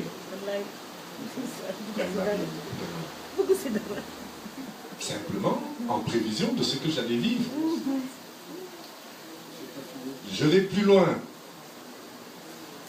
On m'a envoyé des émissaires. Je suis peut-être en train d'entrer dans la politique, mais attention, si tu entres, on va t'attaquer sur l'histoire du divorce, on va t'attaquer sur l'affaire Hissène Habré, on va t'attaquer, oui, sur un terrain qu'on aurait dû donner à la fondation et que tu as détourné. Donc je savais dans quoi je m'engageais. Et je vais te dire, cher Tidiane, ce que j'ai répondu à la personne qu'on m'a envoyée. J'ai répondu ceci. Je suis prêt et ma décision ne sera influencée par personne. Par contre, je n'aurai pas deux adversaires. J'en aurai un. Tout ce qui viendra, je considérerai que ça vient de cette personne. Et j'ai cité le président de la République. C'est mon adversaire, c'est lui qui va tout déclencher et c'est sur lui que je réplique. Rien ne me surprend, je vais te dire. C'est pas facile quand on a des petits-enfants, qu'on a vécu une vie paisible, sans aucun incident, de se retrouver à la barre d'un tribunal sur une affaire qui repose sur du bidon, sur du vent. C'est pas facile. Mais je l'ai accepté parce que simplement, vous connaissez, mon métier c'est analyser les risques. J'avais analysé les risques et j'ai accepté celui-là. Pour moi, ça fait partie du chemin. Il n'est pas facile, il sera difficile. Mais une fois que j'ai pris ma résolution, elle est définitive. Sénégal même, on est là. Évidemment, on dit, on va t'attaquer sur ta nationalité, tu as deux nationalités. C'est la métier. J'ai renoncé à la nationalité française. Sénégal, on va dire. Point barre.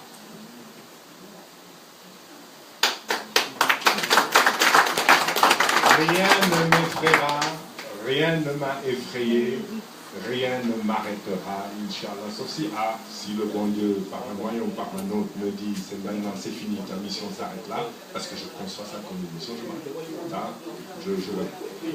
mais un homme ou une femme ne peut pas m'arrêter, ça c'est pas possible, quelle que soit sa force ou sa capacité de nuisance. Alors, voilà, c'est bien d'envisager qu'on puisse être majoritaire. Nous, nous plaçons le débat ailleurs. Il faut qu'à la faveur de ces législatives, qui ont un caractère exceptionnel parce qu'elles seront un moment de bilan. D'habitude, on avait des élections législatives plébiscites. Madame Nagay fait le président avec une technique législative. Nous allons faire le député du président de la République. Amna solo Sénégalais yi xam luy député. Et ça, c'est notre vrai combat. Cette fois, on s'efforce d'expliquer aux Sénégalais qu'ils doivent élire des députés du peuple des députés qui va les représenter. Cette fois, on va faire comprendre aux Sénégalais qu'une Assemblée nationale, ce n'est pas un refuge de partisans du président de la République, c'est une chambre des citoyens. C'est comme ça qu'on appelle l'Assemblée nationale. C'est ça le débat. Ça n'est pas les perdre dans des propositions pour changer le Sénégal, etc., etc. La constitution sénégalaise est claire. Le président de la République, le chef de l'État, définit la politique de la nation. L'Assemblée nationale a son rôle, le député a son rôle. Notre Assemblée nationale dans le soldat des Askan. Et il va combattre les dérives, il l'avait dit. Et il va jeter un regard rétrospectif sur les excès d'hier. On va mettre en place des commissions d'enquête. On va mettre à mal la mauvaise gestion du Sénégal par ceux auxquels on a confié ce mandat de gestion.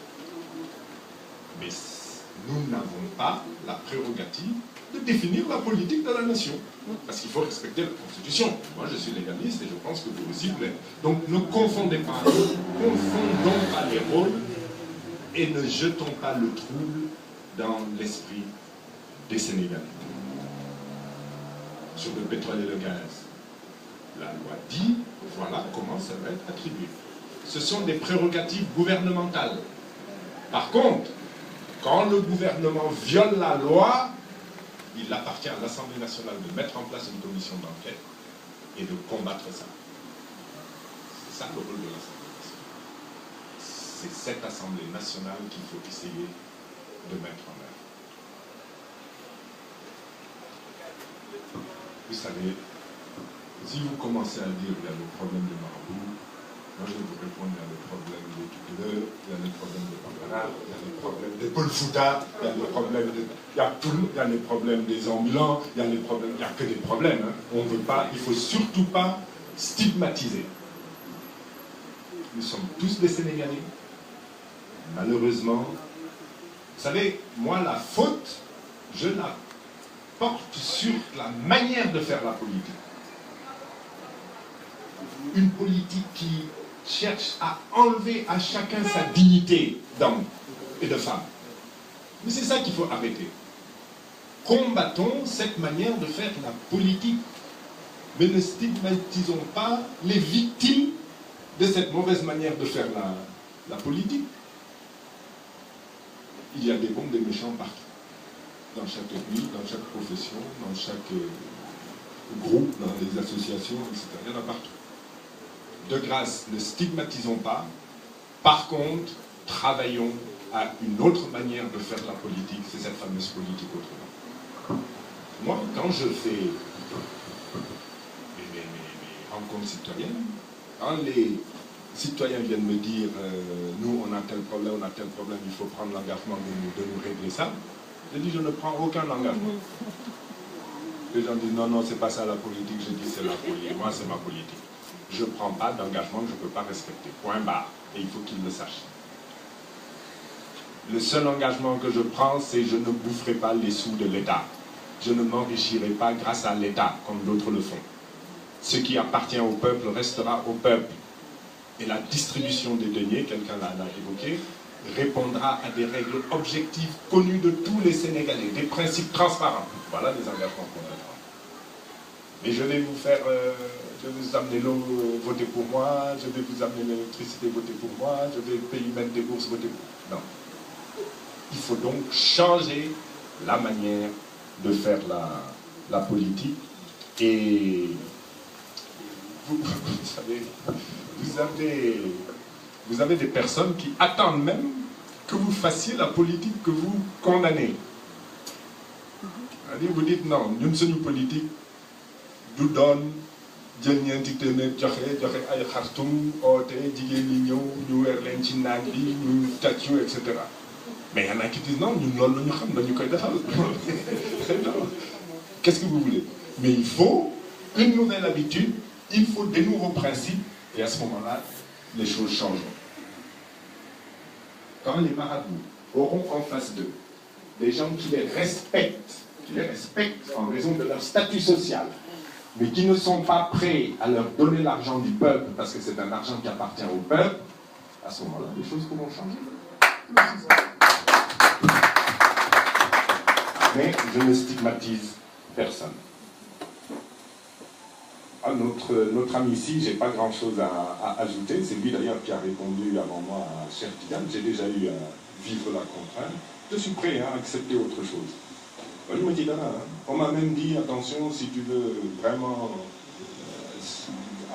réussir dans la politique, il faudra que tu fasses la prison. J'ai dit, bon, pourquoi pas. L'important, c'est que demain, on change les choses. Il y a une phrase de Nietzsche qui a guidé ma vie. À l'école de guerre de la vie, tout ce qui ne te tue pas te rend plus fort.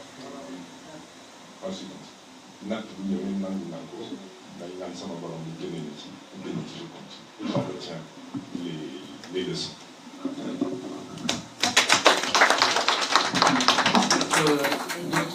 Quelques autres interventions, on va en prendre 2, 3 maxi, on essaie de répondre très vite et puis vous venez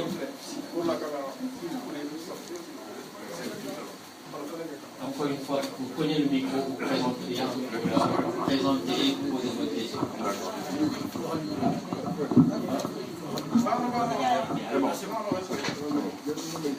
Donc bonjour à tout le monde, bonjour au président Abdelmbaye.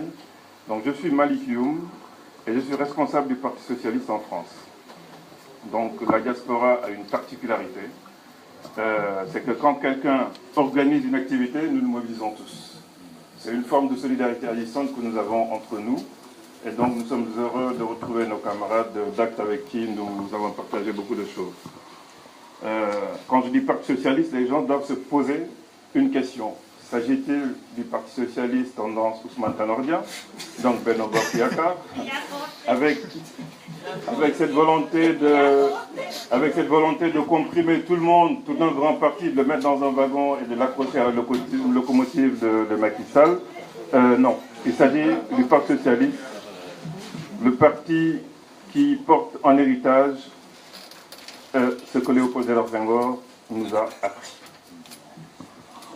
Donc nous nous inscrivons dans la dynamique de l'opposition à un régime qui est extrêmement dangereux pour le pays. Le président Abdelmbaye a utilisé le mot assassinat et puis bon, tout le monde s'est dit mais c'est un mot trop fort. Mais c'est un mot qui n'est absolument pas fort. Il n'y a pas très longtemps, des camarades ont jeté du sable et de l'eau et ils ont été emmenés devant le tribunal et on les a accusés de tentative d'assassinat. Donc je crois que ça c'est beaucoup moins grave que le fait d'avoir une population sous la responsabilité d'un régime et de laisser les gens mourir de faim, de soif et puis de maladies totalement bénignes. Je voulais juste poser une question, le reste c'est une intervention. La question c'est les 47 listes présentes lors de ces élections législatives. Il me semble que c'est un sabotage de l'État pour organiser une dispersion des voix et de rendre de manière physique le scrutin à la fois non transparent et inopérant. Je crois qu'il y a un organisme qui a évalué en moyenne le temps que passe chaque électeur.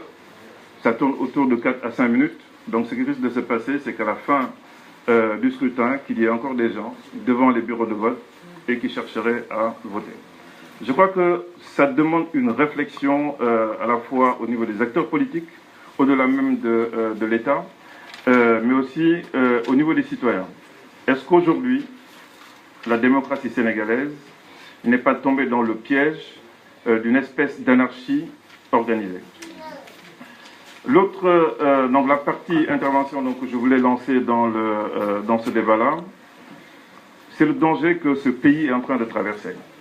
Je me demande si aujourd'hui les acteurs politiques, comme le président Abdelmbaye et tant d'autres, sont conscients du fait que ce pays est placé sur un toboggan depuis un certain nombre d'années et qu'on n'est pas loin de toucher le plancher. Et qu'il faudra, sur ce plan-là, dépasser un certain nombre de clivages, parce que bon, j'ai entendu un petit procès sur les partis politiques, les hommes politiques, les marabouts, etc. Je suis désolé, mais vous savez, si les marabouts avaient autant de force en France, la politique se serait faite en prenant en compte cette dimension-là. Donc c'est une partie de notre histoire. Nous avons la responsabilité de pouvoir gérer ça, mais de pouvoir gérer cette réalité-là de manière optimale et dans le sens de l'intérêt commun. Donc je crois qu'il est nécessaire aujourd'hui de dépasser les égos, de travailler dans les coalitions capables de... Merci. Merci. On va vraiment, merci beaucoup, on va vraiment essayer d'accélérer le... Vous venez par là, vous vous présentez rapidement, vous posez votre question.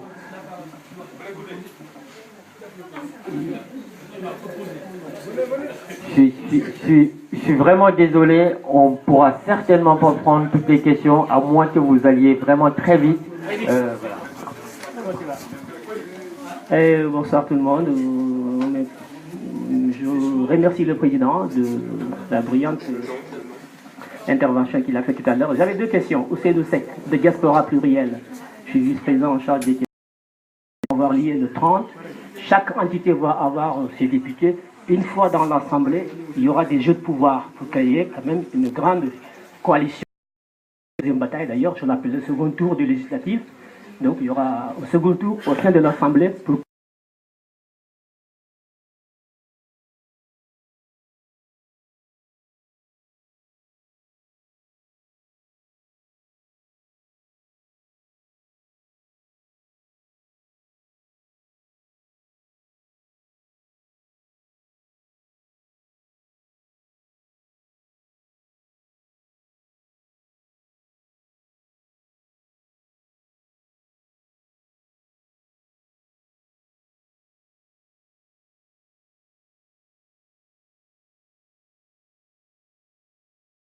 bientôt.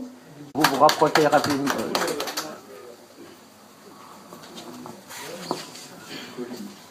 C'est l'avant-dernière intervention. L'avant-dernière après. Bon, je commence par saluer tout le monde et je m'excuse un peu du retard. Monsieur le Président, moi je voulais vous poser d'abord la première question à M. Koli, M. Koli Ibou, qui concerne la République. Moi, je trouve un peu paradoxal le fait que un peu plus de 14 millions de Sénégalais élisent parmi eux une personne. Et dès lors, il a tous les pouvoirs. Pouvoir presque absolu. C'est-à-dire aujourd'hui, c'est Macky, le président de la République, qui fait et défait, qui a le pouvoir économique, tout le pouvoir. Est-ce que c'est viable que 13 millions 999 millions 999 000 Sénégalais, même, on sait que la République vient d'ailleurs elle vient d'une émanation d'une histoire de notre pays, d'autres pays qui ont combattu jusqu'à arriver là. Est-ce que ce système-là est encore viable? Tout dépend du président de la République aujourd'hui. Pour être nommé ambassadeur, dans l'armée, dans la police, tout ce qui existe au Sénégal, il faut que le président, une seule personne sur les 14 millions de Sénégalais décide. Est-ce que c'est un système sur lequel nous devons réfléchir pour que ça puisse vraiment créer quelque chose d'un peu plus sensé? Aujourd'hui, qu'un candidat anime une émission de télé, c'est inimaginable en France. Un candidat à la députation, alors que le système qui régularise, qui règle le fonctionnement des médias, a décidé qu'on est en période de pré-campagne et qu'il va falloir gérer le temps de parole de son candidat. Et je vois que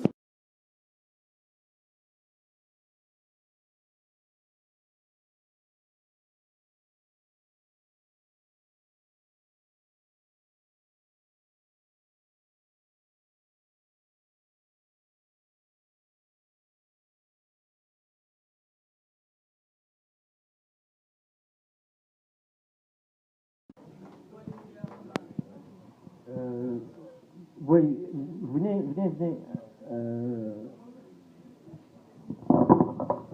Bonjour à tout le monde.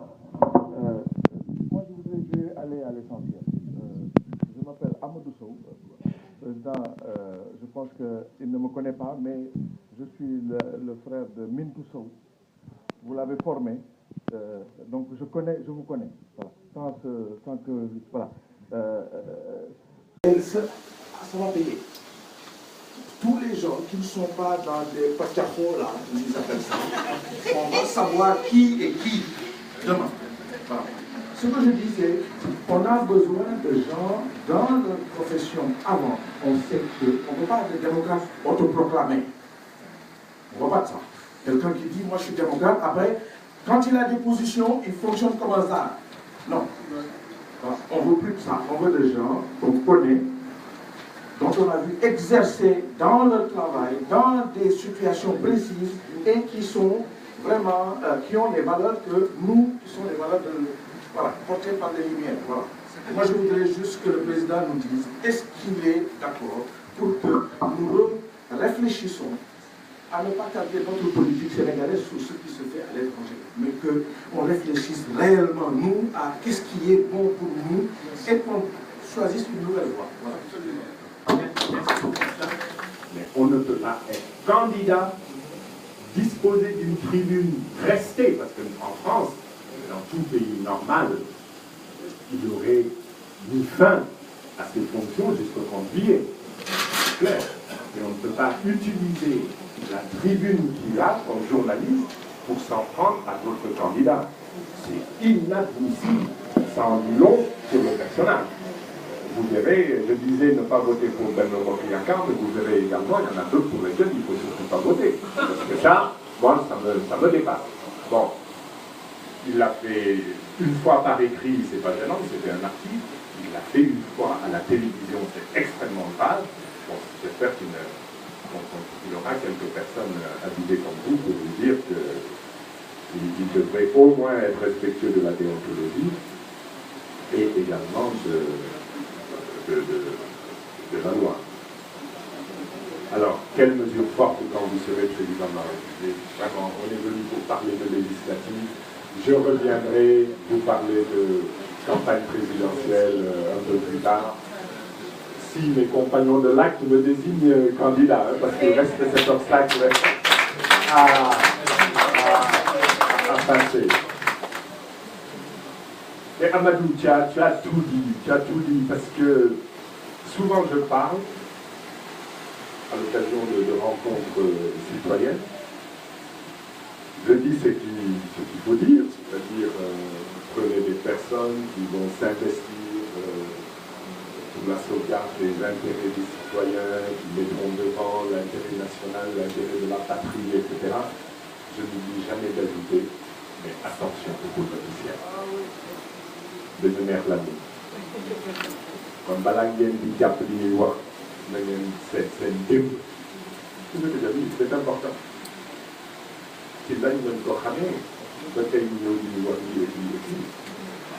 Parce que le vrai problème des erreurs qui ont peut-être été commises dans l'appréciation de certains dirigeants que nous nous sommes choisis, ils viennent également de là. Ils en sont venus. Cette chambre des citoyens, moi je crois que j'ai vu ça dans un discours du président Macky. Il faut que l'Assemblée devienne une assemblée des citoyens, etc. Ça a été mis en œuvre.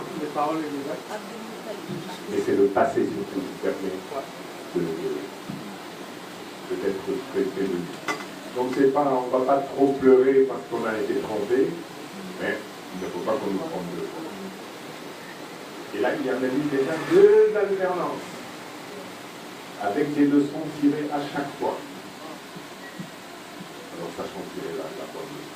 Le vrai problème, c'est pas, je l'ai dit, c'est pas changer quelqu'un pour mettre quelqu'un d'autre, c'est qu'il faut qu'on change notre conception de percevoir la politique, l'homme politique, la femme politique. Je vous le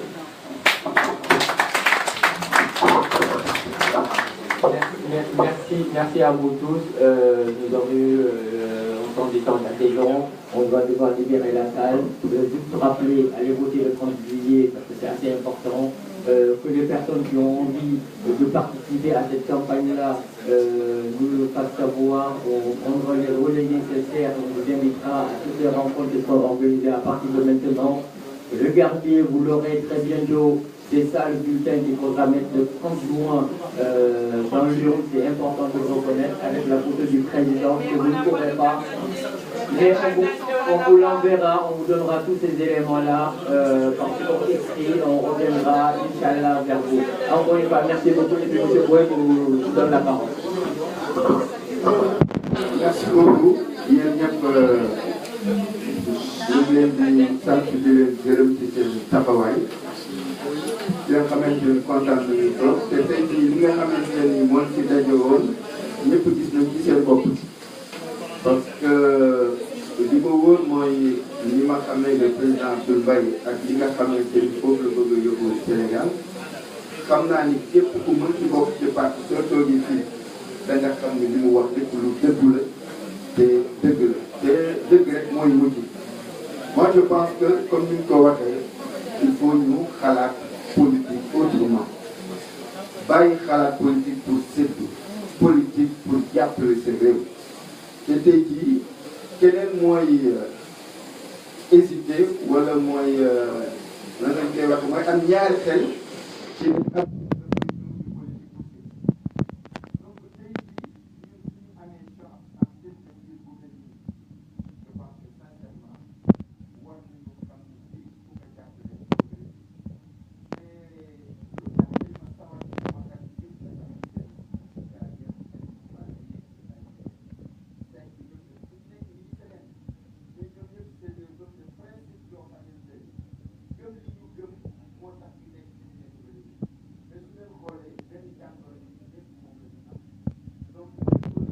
may chance ñu am un leader bu mel ni nga xamante ni xalaatuñu ñoo ko séddu je pense que suñu ko jàppale dina am lu ñu bëgg jërëjëf lu may terminer mooy dans nos habitudes dañuy ay ñun yëpp Sénégal mbooloo bi mel ni su tasee suñ dagee bala moo jeex dañuy seet yenn ci kilifa yi mu ñaan ñu teewe ko ak lépp luñ ci am jot yàlla jàppale ñu ko ñu am ko am na Ibrahima wax ñu jox rek nga ñaan Cheikh Tidiane Ndoye yàgg nañu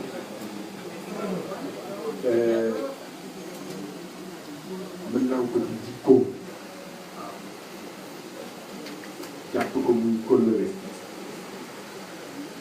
waaye mu am loo xam ne maa ngi ko xam ci moom te yàggut da jàpp itam ne loolu moo indi ci moom jikko bi doon jikkoom dañ koy làq dafa bokk ci famille maraboutique bu am maanaa te Thiès kon bu ñu toogee ndax bi ma ko yëgee comme dama ko xamee dama ko tontu ne comme ne maa ngi soog a comprendre lu bari ci yow kon yaa moom yàlla président waaye pour naa suñ béykat comme ni ñu koy defee rek ñu def Fatiha Falaq ak Naas yi def ayatul kursi ku nekk xam na li mu am lébat bi muy ñaan yàlla mu nangu ko jiital ci yàlla nangu suñu koor yàlla def jàmm ci Sénégal bi sax comme ni ñu ko waxee mooy Fatiha Falaq ak Naas ayatul kursi ku nekk ñaanal ko nga xamante ne moom la bëgg ñaan